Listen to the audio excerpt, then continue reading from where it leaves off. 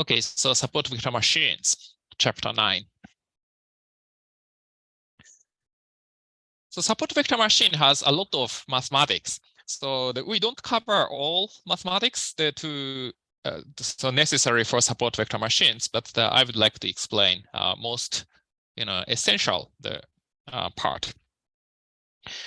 And in the support vector machine, we think about the parameter space. So if we have predictors x1, x2, x3, then parameter space is three-dimensional. And the support vector machine primarily consider the binary classification. So if we want to classify the observations by these three predictors, basically we are thinking about three-dimensional space, and the method is to think about just a plane in a three-dimensional space to separate it into two. And the support vector machine extends this idea, but basically is based on this idea. So at first, we want to define the hyperplane in general predictor space. If we have x1 to x5, then basically we need the five-dimensional space to consider the binary classification problem. So in general, what is the definition of the hyperplane? So generally, in a p-dimensional space, we just think about the real space. So the RP. A flat affine subspace of dimension p-1 is called hyperplane. So that is basically given by this equation. So if p is 1, only one predictor, then a point is a hyperplane. So if we have one-dimensional space here, then the one point can separate the part into two. So this part and this part and this part. So this point separates these two regions. So this is a hyperplane.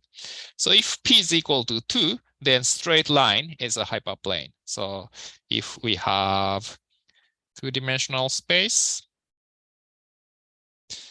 then just a straight line can separate the two areas. So this area and this area. In three-dimensional space, any flat plane is a hyperplane.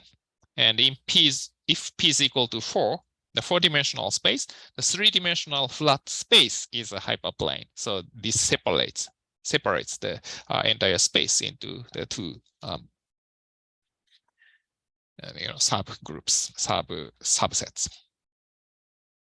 So this is the definition of hyperplane. And using hyperplane, obviously we can classify the predictor space into two. And yeah, suppose we have the p-dimensional space, then we can assign the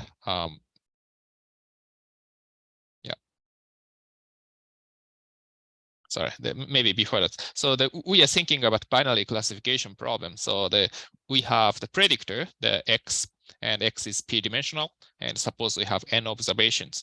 Then we have the response, yi, y1 to yn. And usually in logistic regression, the y1, y2 up to yn. So this is either 0 or 1.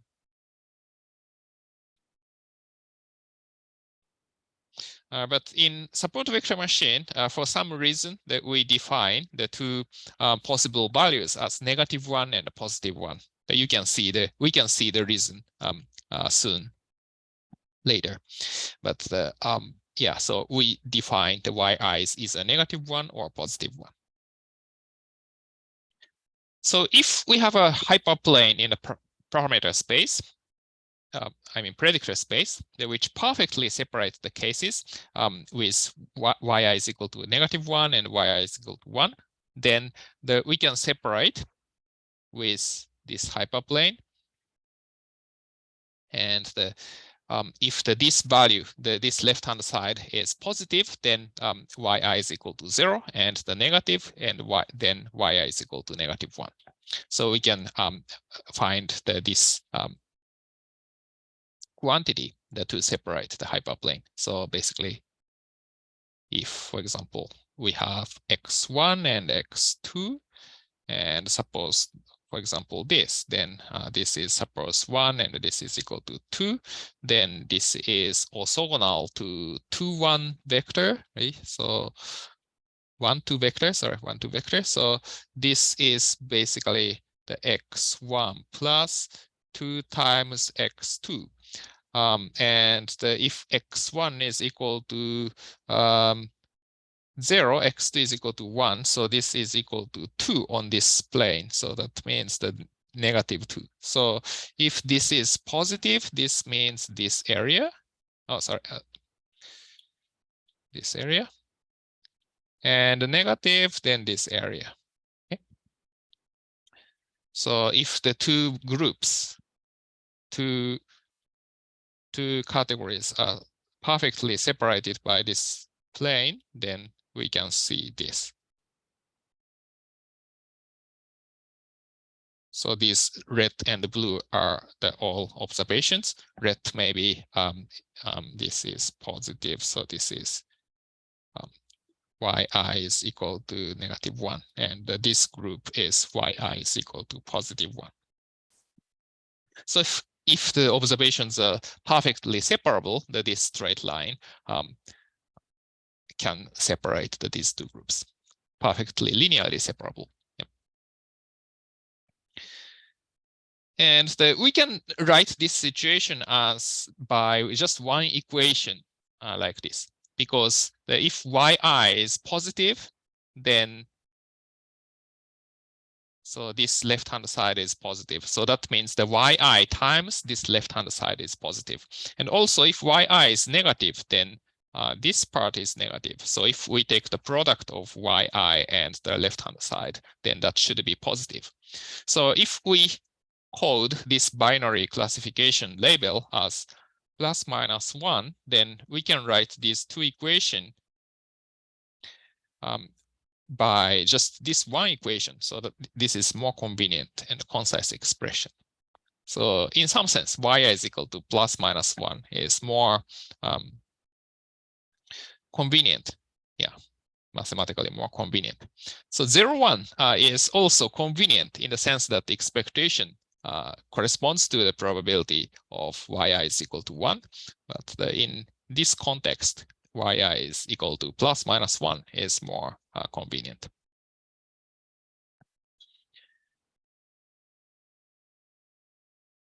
Yeah. But of course, we have some problem to determine this separating hyperplane. Because if this is perfectly separable, usually we have multiple solutions. So these blue dots and the red dots are, these blue dots and the red dots. So these are observations with label 1 and -1. Maybe we can say this is 1 and this is -1. Then any of these three lines perfectly separate the entire the data points. So we cannot see the which one to choose, this one or this one or this one. So basically, we don't have a unique solution for this problem. Yeah, so we need some way to determine which is the optimal one. And you can see that probably this one is better, right? Because for example, this one, maybe this observation is too close to this line. So if we have more observations, more blue and more red observations, maybe by chance, some observations are out of this area and it go beyond this line. So also the red points maybe this point is too close to this line. So that means if we have more observations in the data set, probably most of them are in this region, but maybe some of them are slightly left-hand side of this region. So we have potentially the more errors in the test set. So probably this isn't really a good choice. And if this the yellow highlighted line was chosen, then we have the more distance between observations, existing observations, to the line. So we have probably better test performance.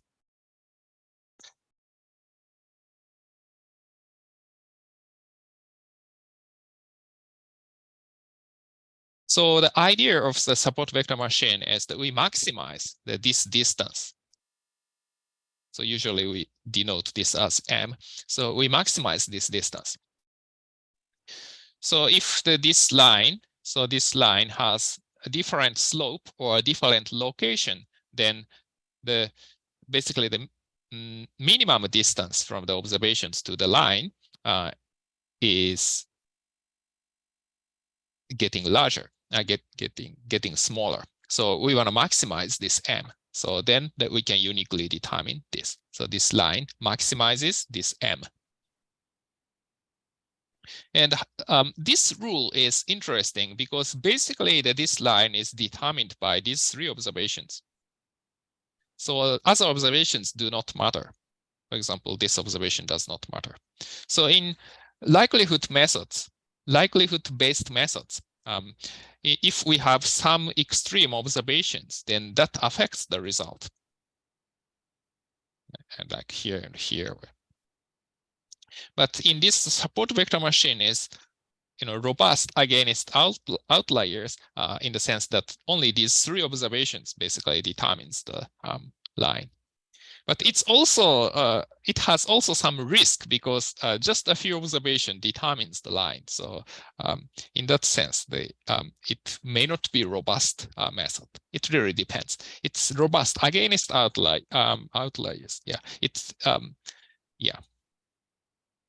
it's kind of robust against outliers, but it's not robust since that we only use a few observations to determine the line effectively. Yeah, and these observations, the observations in their black circle, so these are called support vectors.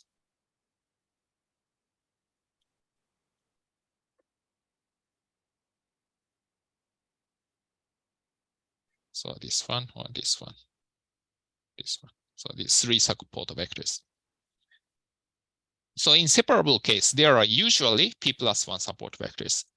So in this case, we have two variable x1 and x2, so p is equal to 2, and we have the three support vectors, and that is usually the case. But of course, sometimes just by chance that we have one more point on this line. So in such a case, we have 4 support vectors. So not necessarily always p+1, but usually only the 3 support vectors. So p+1 support vectors.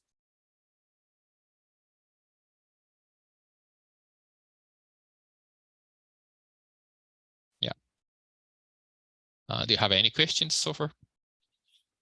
So far we are only thinking about the linear separating hyperplane. So the rule is kind of similar to LDA or logistic regression. Both have linear boundary if we use 0.5, the probability 0.5 as the boundary. Yeah, actually the LDA logistic regression, even if the threshold is not 50% probability, still the threshold is linear. So anyway, so support vector machine is close to those methods for this very simple example.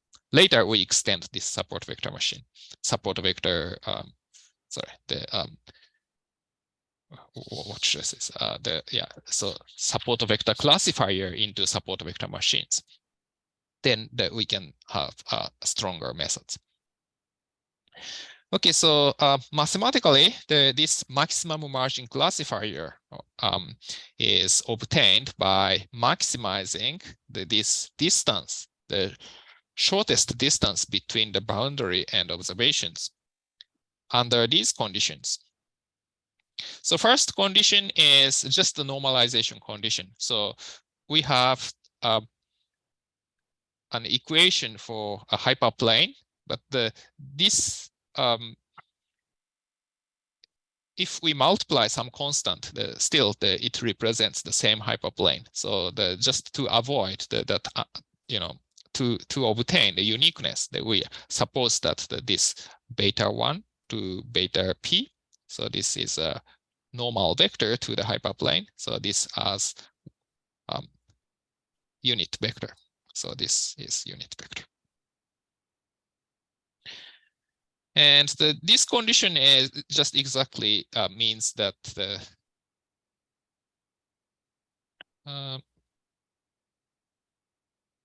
okay.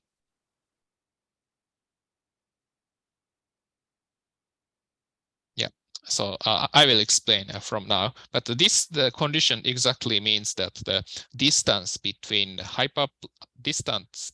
separating hyperplane and observations are more than y equal to m. So mathematically, solving this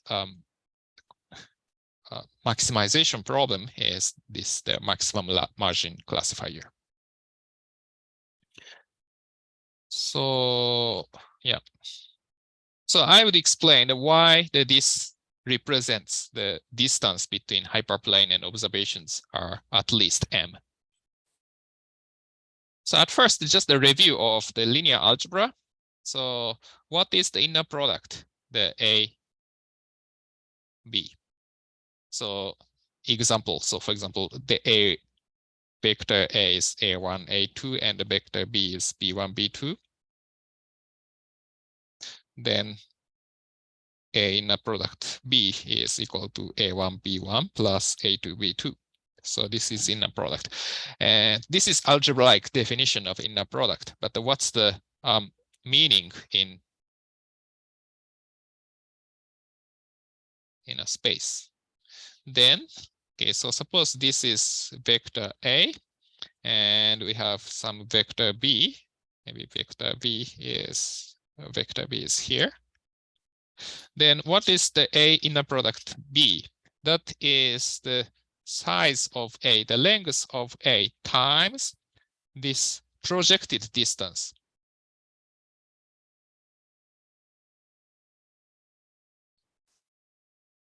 So the A inner product B is actually equal to the length of A times this L. Actually, L is the signed distance. So in this example, L is positive. If this angle is more than 90 degrees, then L is negative. So theta is less than 90 degrees, then L is positive, and L is more than 90 degrees, then L is negative. If theta is exactly 90 degrees, then L is 0. And so A inner product B is the length of A times L. So that is the A times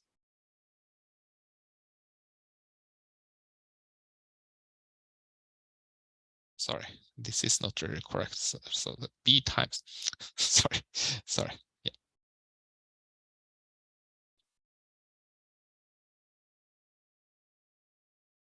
And this is the B times A times the cosine theta.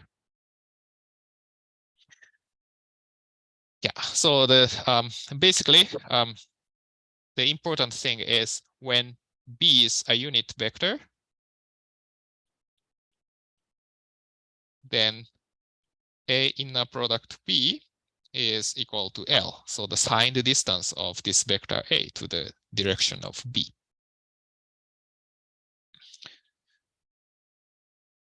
So if we use this, then we can say that this condition represents that the distance between the separating hyperplane and observation is more than or equal to M.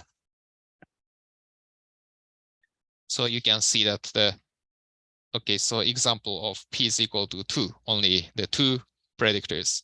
And suppose that this is X1 and we have X2 also. And we have the separating hyperplane. So we have the something like this. So this is, okay, in 2-dimensional space. So beta naught plus beta 1 X1 plus beta 2 times X2 is equal to 0. Then we have observations. So observation in group 1. So this is yi is equal to 1. So we have observations.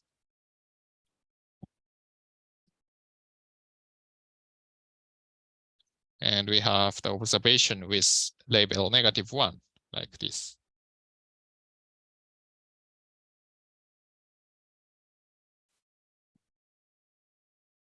Then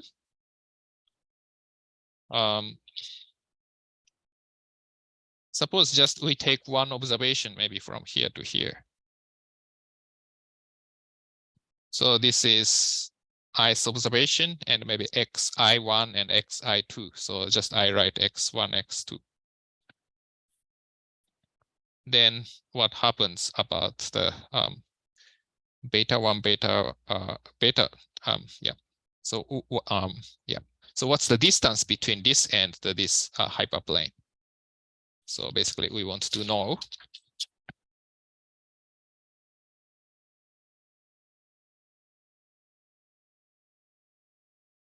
this distance. Then you can see that we consider the normal vector. We have, okay, so vector. So this vector is the beta 1, beta 2. Okay. Then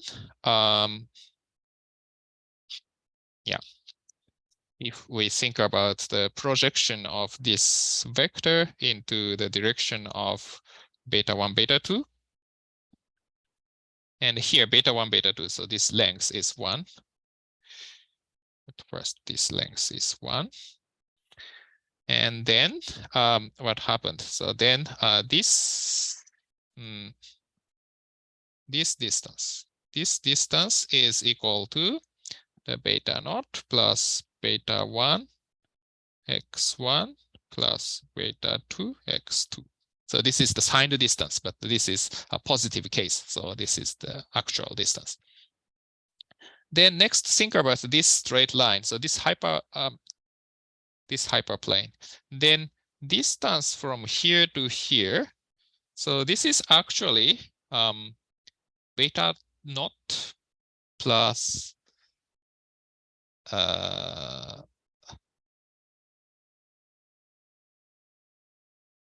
sorry, beta naught.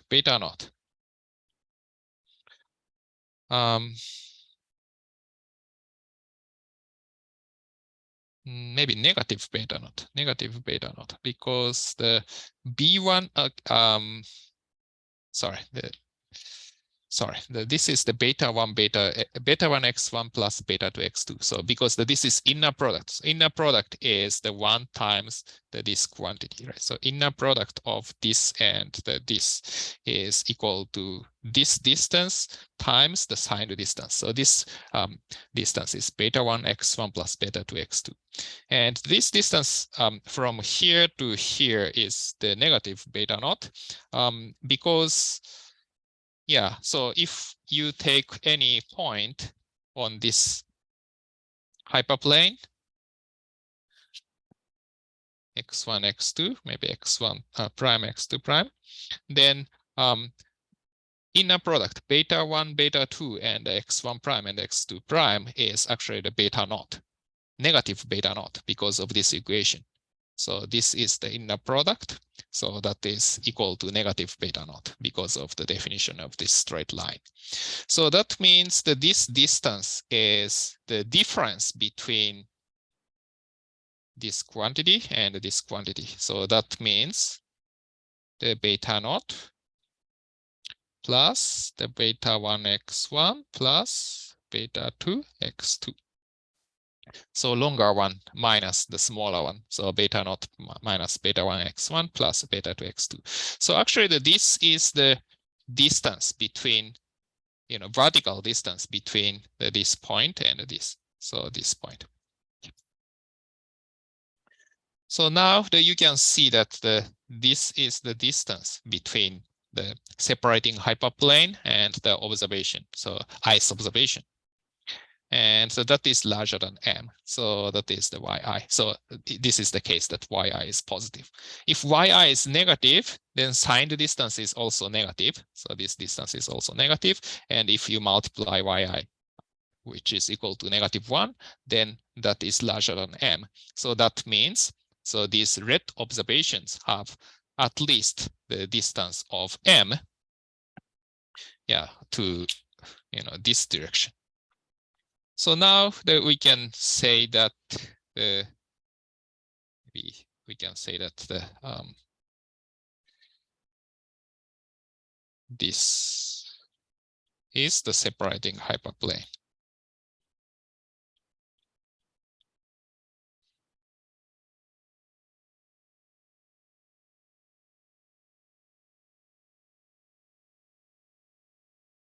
Yeah. Then basically this distance is m, and this distance is m as well. Then support vectors are this and this and this. So in this way, we can formulate the maximum margin classifier as this mathematical problem.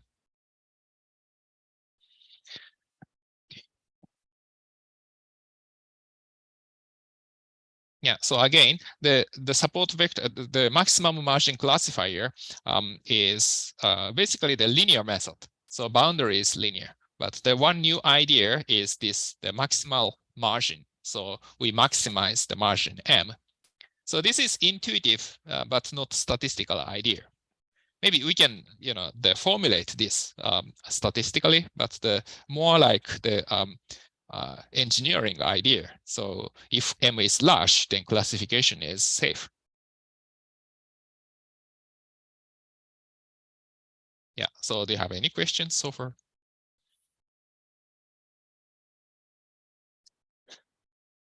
So far, do you have any? No. Yeah, okay. So far we discussed the case that the observations are linearly separable. So that is an easy case. But at least we have some benefit. We can uniquely determine the separating hyperplane. So by maximizing M. So this is a good idea, but basically this can be applied for basically the obvious problem where the separation is very easy. So now we think about the non-separable case. So you can see that any straight line cannot separate these two classes perfectly. So blue ones are maybe the top left portion, and red ones are generally speaking, maybe lower right portion. So if we make this kind of straight line, maybe a little bit large, then almost separate perfectly, but you can see some exceptions. So this observation, so these are classified incorrectly. And also M is 0, so we cannot take the margin. Or maybe this observation as well. So we have several the outliers. Maybe, okay, so this one, okay, so 1, yeah, maybe slightly higher place. Okay, so maybe to include this, maybe the separating hyperplane is like this. Like this. Then, but still, we have the two. Yeah, maybe slightly lower.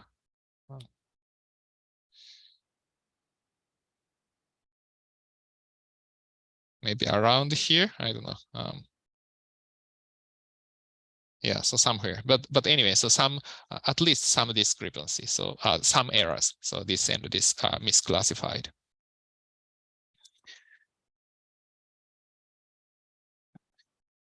So the idea is that we allow some errors. So we have to have the most observations classified correctly, but we allow the some exceptions. So we allow these two observations. So the support vector classifier, also called the soft margin classifier, is the robust against randomness of observations. So namely, the maximum margin rule makes the test performance better. Sorry, and few observations are allowed to go beyond the dashed line.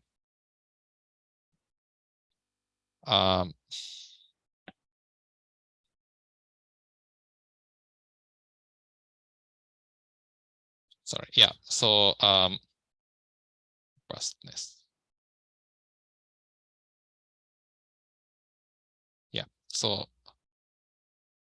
yeah. So the idea is here. So we are solving this problem, but we allow some exceptions. So exceptions are reflected in this part and this part. So if this left-hand side of this, the third line is always larger than or equal to m, this is linearly separable case, but we allow this exception. So we have epsilon 1 to epsilon 100, and some of them can violate this rule. And how much we can violate in the total cost of C.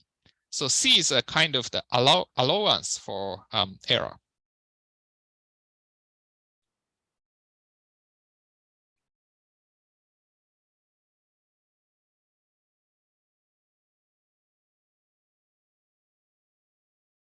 So we don't specify the number of observations which can violate, but basically the total amount of violation. So that is basically C. And yeah, so for example, you can see epsilon 1 is equal to 0.5 and epsilon 2 is equal to the 0. Maybe 8 and epsilon 3 is equal to 1.2. If, for example, C is equal to 2.5, maybe the 3 observation can violate this rule, the yellow line. So this rule by using the allowance for error, and then maybe epsilon 4 to epsilon n should follow this rule exactly. So epsilon 4 to epsilon n is equal to 0. So in this setting, so C is a hyperparameter. In this setting, we can accommodate the non-separable case. So the situation is like this. So we have the x1 and x2 here. And the most observations are linearly separable. So like this. So observations are here. And the most observations are separable. So like this. And the separating hyperplane, sorry, maybe we need a little more space. So maybe we move this a little bit. Okay, so then in this case, the maximum margin classifier is like this. But we have some, yeah, and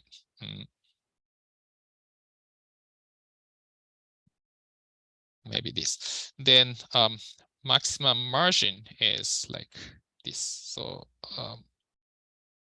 M is like this. So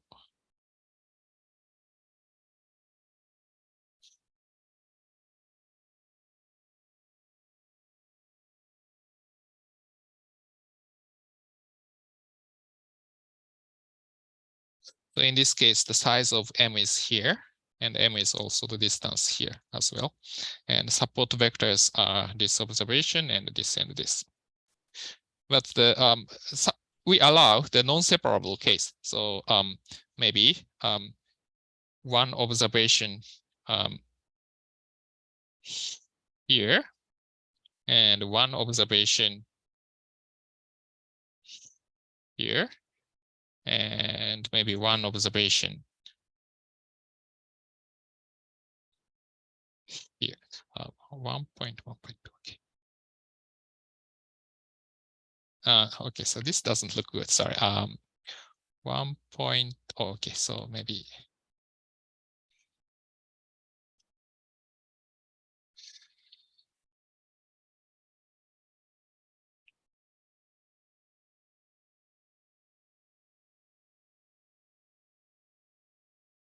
Sorry, so I just revise the example a little bit. So maybe we consider if what 0.5, 0.10.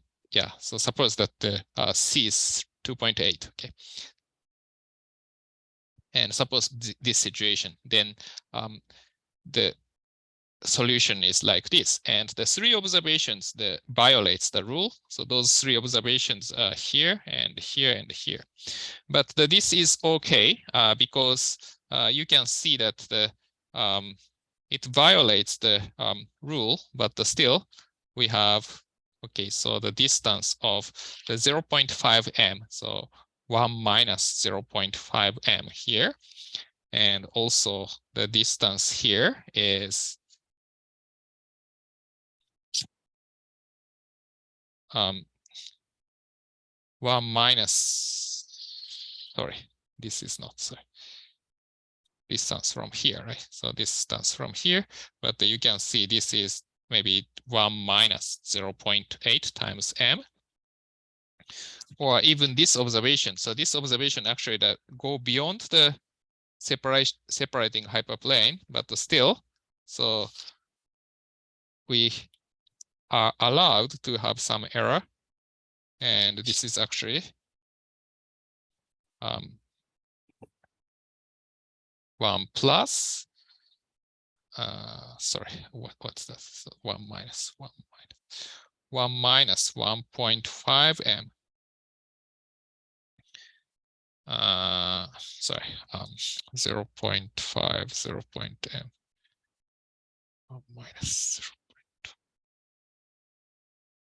I think something is wrong. So we have to measure the distance from here. So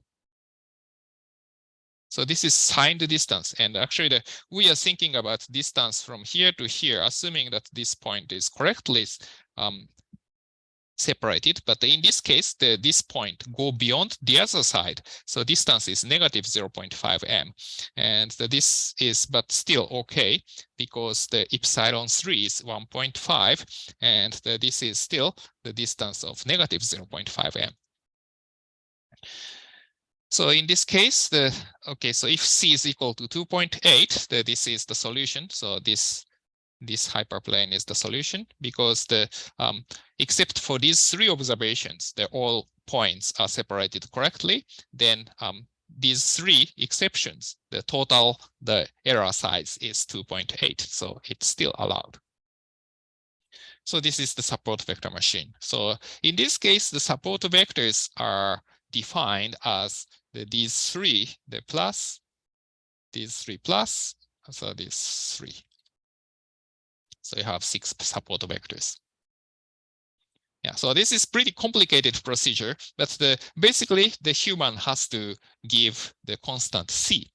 Then we can solve the maximization problem. Then we can find the separating hyperplane.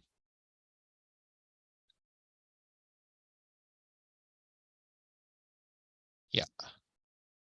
So I think we have a big problem if one observation is here or one observation is here. So support vector machine is probably not strong about this kind of outliers. So if we have the blue, crosses here, or red circles here or here, we don't have any problem. But if we have large violation to the rule, then we need a very large allowance for the cost. So we have some trouble to classify it. So this is the idea of support vector machine. Maybe we don't really have to write this. And yeah, this figure again, that explains the situation. So you can see, so this is the separating hyperplane, and this has some errors because this distance is a little. Okay, so this is m, and this distance is smaller than m, so it violates the rule. So if this is 0.6 m, then basically this is 1 minus 0.4 m. So we use the allowance to violate the error. So that we use the 0.4 for this observation. And we have also the distance here. So we have, this is if 0.3, then we need an allowance of 0.7. So if we have the allowance of 1.1, so this is the solution for this maximum the support vector classifier. And for this one, the same thing. So we have the m here and m here. And several observations violated the rule. And this one, and this one, and this one, and this one. I think these 4. So this is mild violation. So this may be maybe 0.3 m. So we use the 0.7. So epsilon is equal to 0.7. So 1 minus 0.7 m. So we use 0.7 allowance. The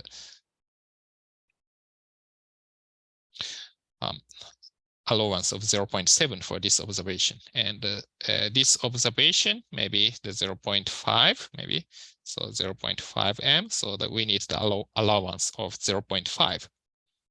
And this observation needs large allowance. Maybe this is maybe 1.4, so 1.4 m. Sorry, we should consider this from distance from here. So this is negative 0.4 m.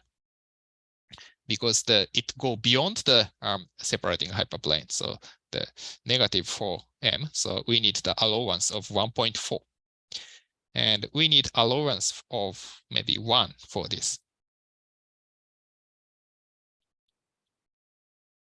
Sorry, allowance of 2, because this is negative 1 times m. So 1 minus 2 m.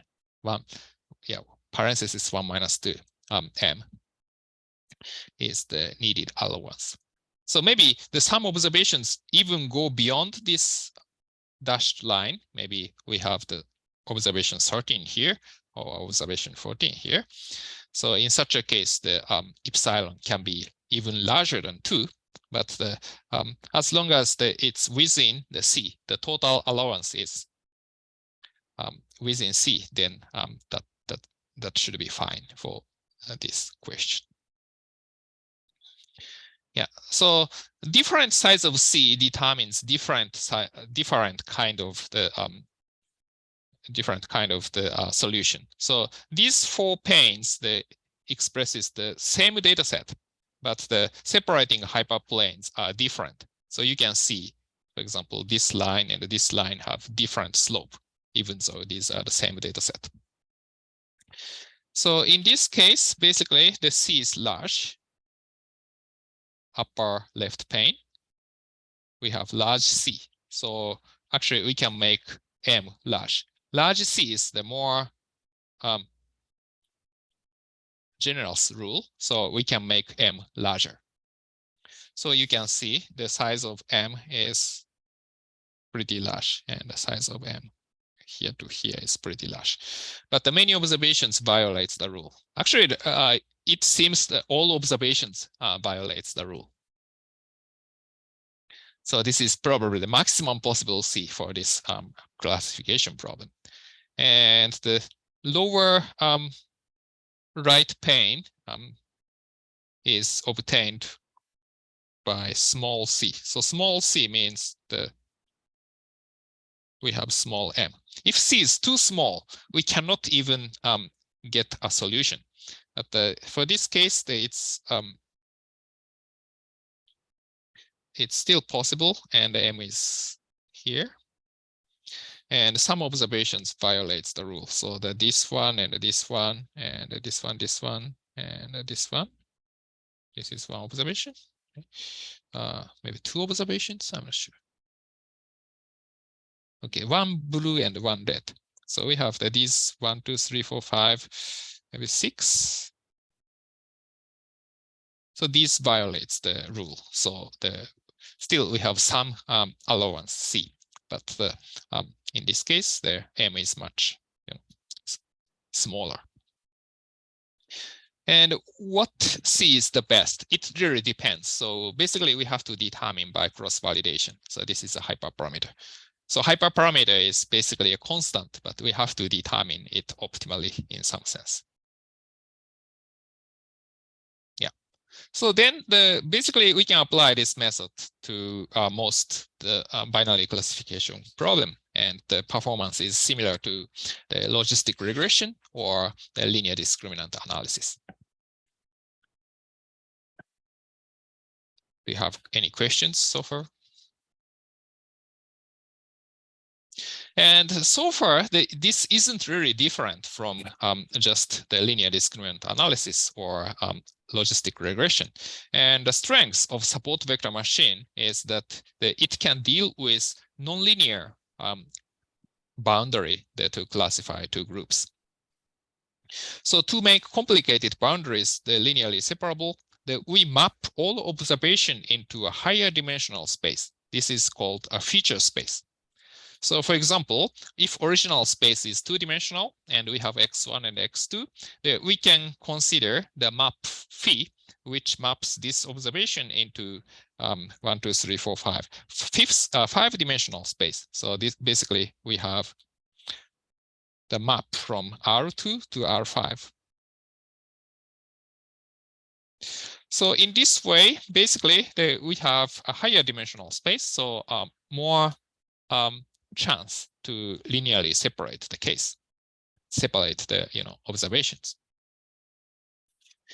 So the idea of classification with nonlinear decision boundaries, for example, the easiest example is p is equal to 1. So suppose that we have just the x1, so p is equal to 1, and observations are like this. So we have few observations here with label yi is equal to -1, and we have few observations with label yi is equal to 1. Then it cannot be linearly separable. Maybe this point is optimal. Maybe we have one more observation here. So you can do it, but this is not perfect separation. But if we consider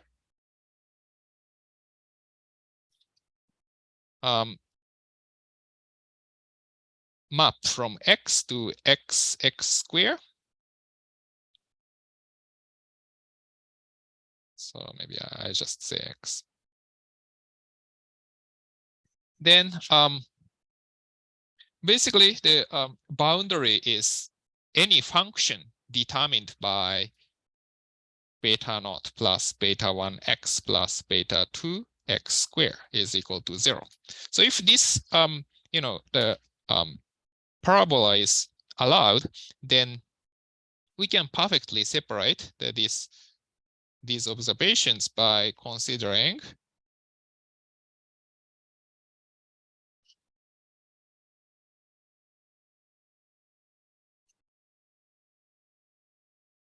this kind of parabola. Okay, so this. Then this part is this. Okay, so suppose this is maybe f of x. This part is f of x is positive, I believe, and this part is fx is negative. Okay, then we can perfectly separate two groups. So higher dimensional this feature space can make the sum problem linearly separable. Or maybe the p is equal to 2. We have an example of this. We have x1 and x2 since we have p is equal to 2. So p is equal to 2 example. And suppose that the one group is here. And the other group is just outside of this. And obviously, this is linearly not separable. Maybe this is too close to make it possible. So certainly this is not linearly separable. Probably the optimal line is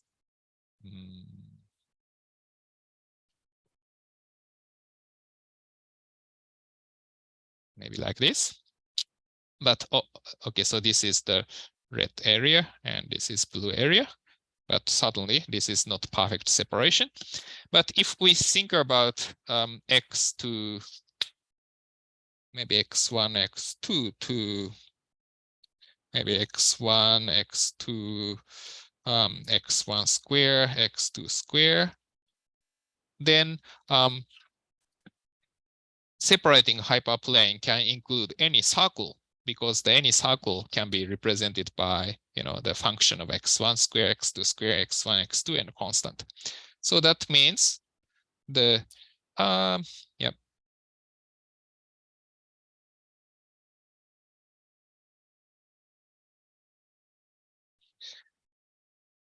So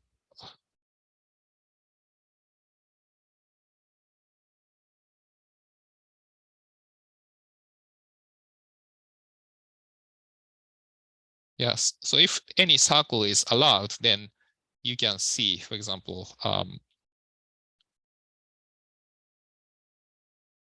sorry, maybe mistake.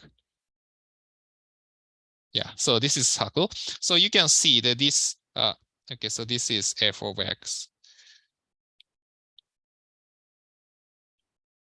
is equal to 0. Then the outside of this area, the f of x is larger than 0. And the inside the area, then f of x is less than 0. So in this way, we can perfectly separate two groups. So this is the idea of support vector machine. And if we allow a higher dimensional feature space, then we can separate it any case. Yeah, basically, if we have 3 observations, the 2-dimensional space can separate it in any way. So if we have 3 observations, if it's embedded in a 1-dimensional space, we cannot really separate it. Maybe we just assume that the 1 circle and the 2 closest on a same plane.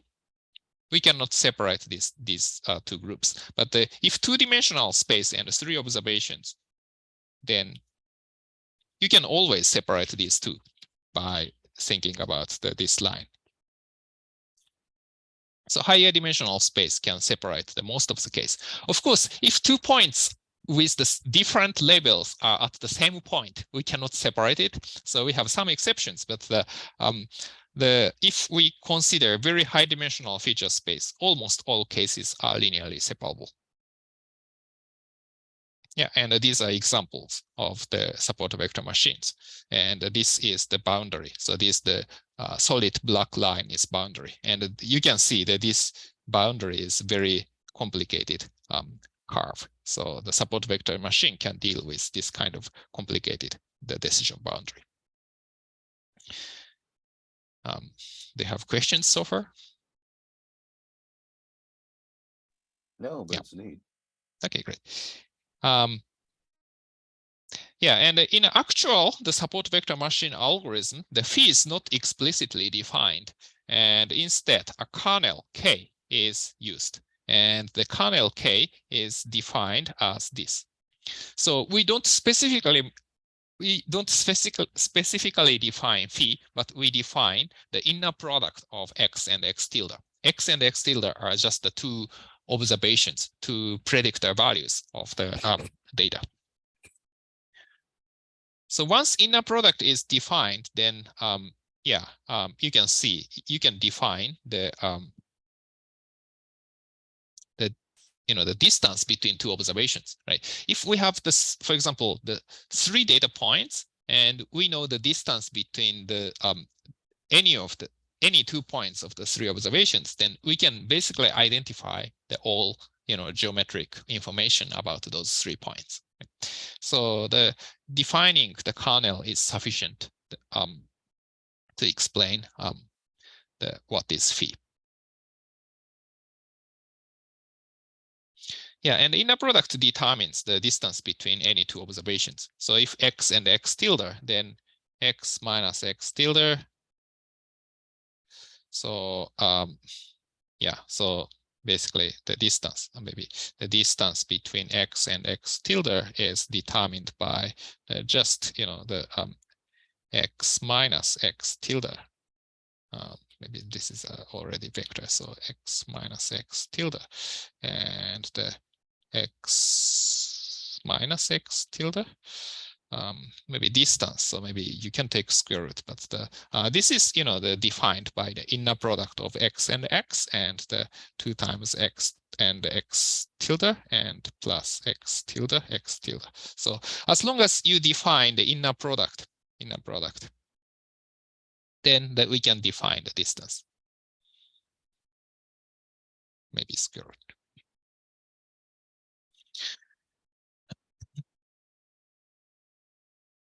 Yeah. So yeah, inner product is sufficient. So so sometimes that we consider the infinite dimensional the inner product space, the feature space, or maybe very high dimensional the feature space, maybe 100 dimensional the feature space. But suppose that we only have 50 observations, then actually it's redundant to define phi. Phi is basically 100 dimensional, so phi 1, phi 2, up to phi 100. But if we have 50 observations, actually the 51-dimensional space is sufficient to describe the relationship between any pair of 2 points. So we don't really have to define this feature space, but the inner product space is sufficient. Yeah, so the idea is that we consider very high dimensional, maybe infinite dimensional feature space, but we only need the partial information if we have the finite number of observations.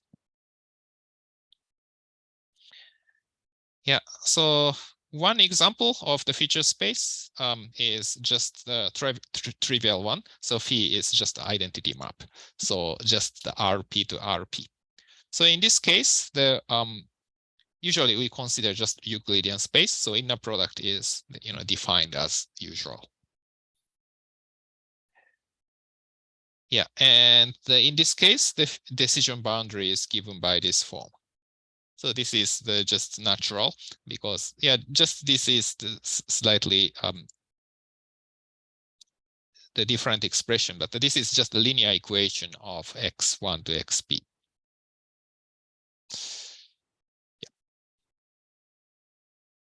And actually it is known that the fx has a simpler expression.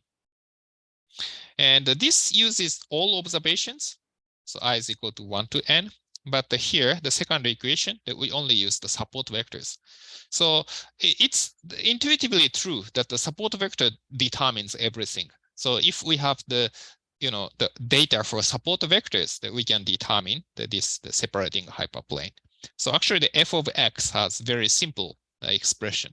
Even if we have infinite dimensional space, if we have, suppose,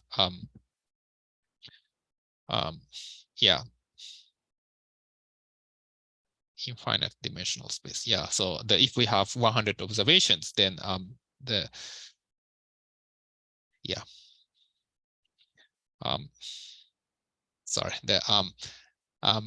so suppose that we have 100 observations and infinite dimensional space, then we need infinitely many coefficients. But in this case, at most we have the 100 parameters, maybe plus 1 here.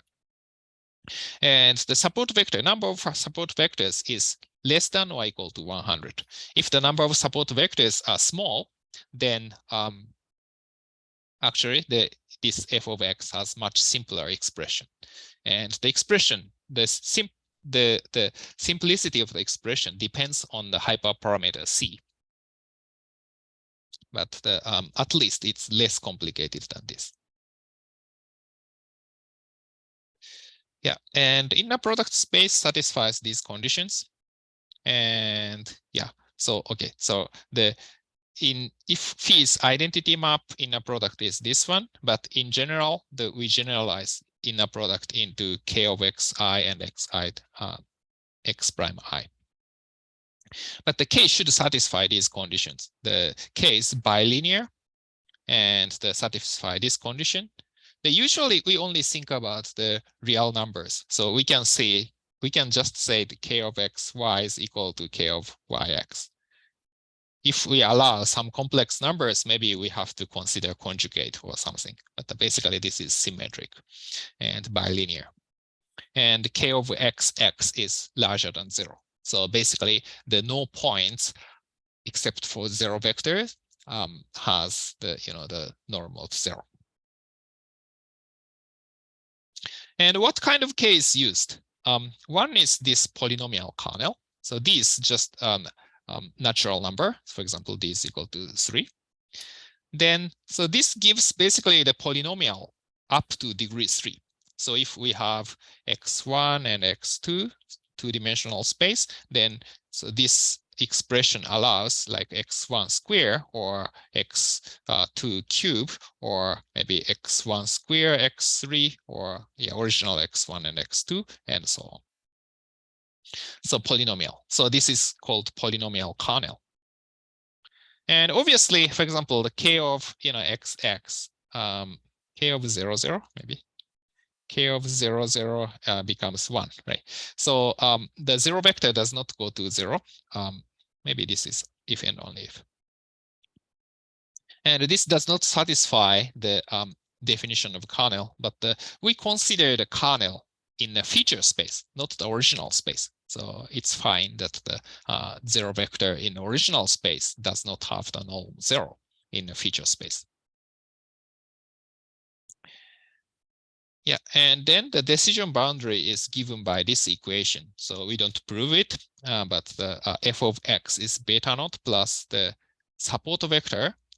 For support vector x1 to maybe xs, the alpha I, this is constant, times k xxi. Yeah. So if we have 10 support vectors, f of x has concise expression. We only have beta naught, alpha 1 to alpha 10. And the larger d, more complicated rules. D is equal to 1. This is just the same as usual, the support vector classifier. But the support vector machine, D is equal to 2, more complicated, 3, more complicated, and so on. And another one is the Gaussian kernel. Usually this is the most popular one.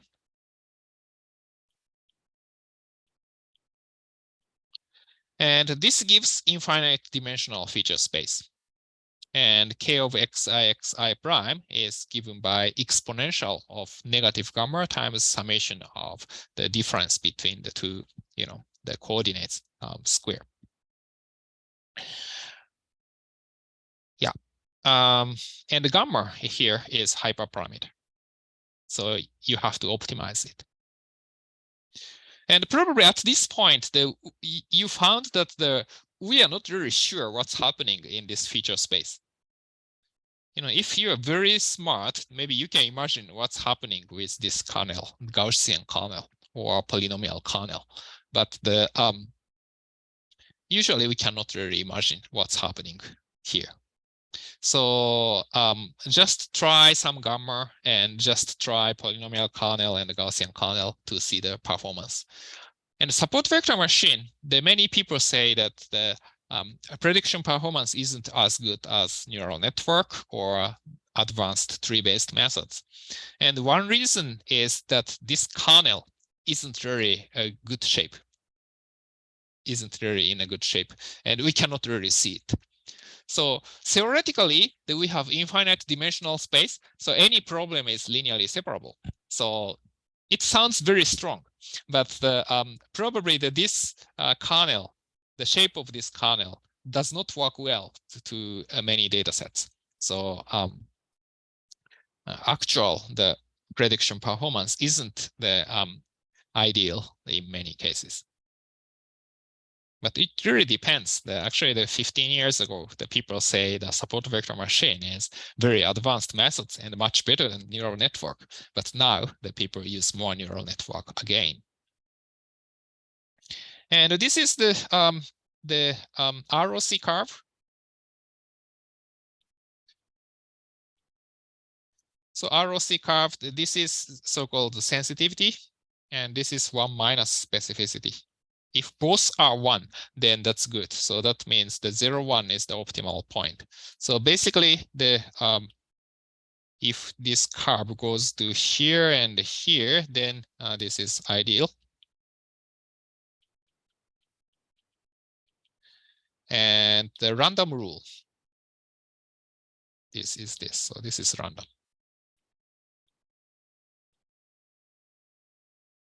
So you can see the performance of support vector and the LDA are similar. So support vector classifier is just the,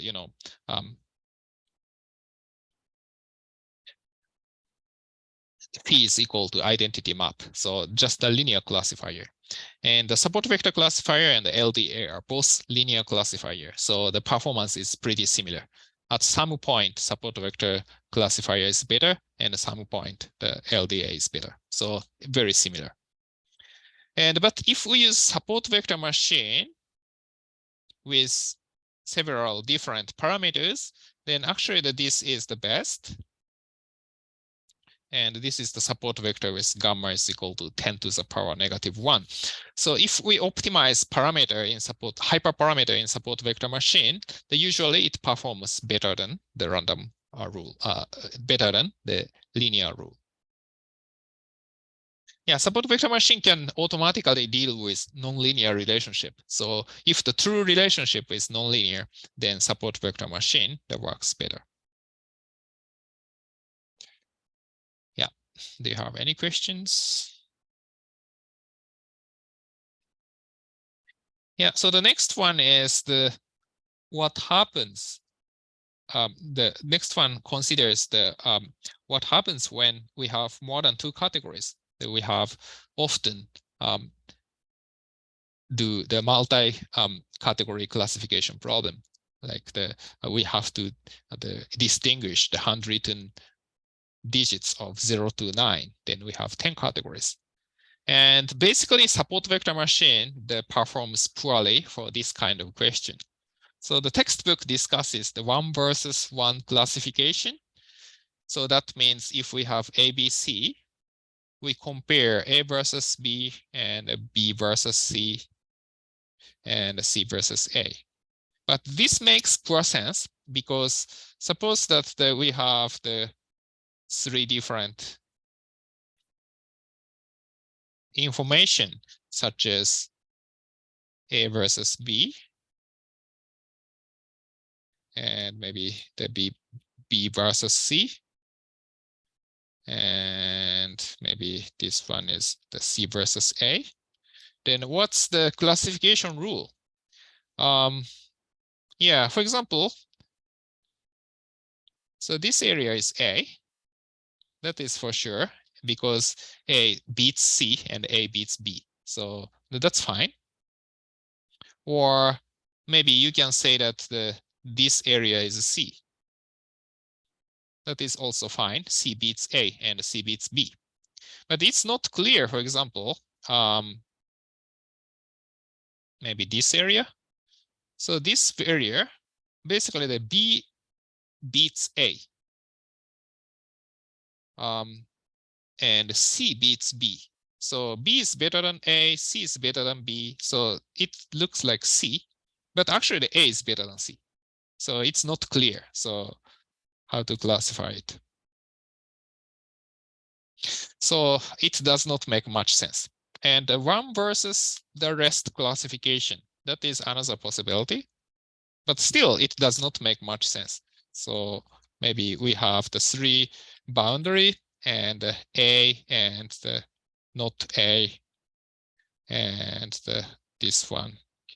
So B versus not B, and maybe not C and C. And for example, maybe this area is C, because the C beats against A, C beats against B, and C against the others. So you can see this is C. But probably it's not clear in this area. So this area, the C beats not C. So C is better than A and B, and BC is better than A, but B is better than C. So maybe B or C, so it's not clear. So it does not make much sense to do this classification. So maybe if you combine several the binary classification, possibly that you can do, like the A and not A. And if we sequentially do that, maybe the B and not B, possibly you can define A and B and C, but this is very complicated, and it makes process. So yeah, so some people consider this, but generally it's difficult. So a support vector machine is basically only for binary classification. And also we can discuss the support vector regression. This is slightly different model than support vector machines, but we can discuss this next time. Yeah. So next time that we do exercise on, we do lab session, and hopefully also some exercise on support vector machines.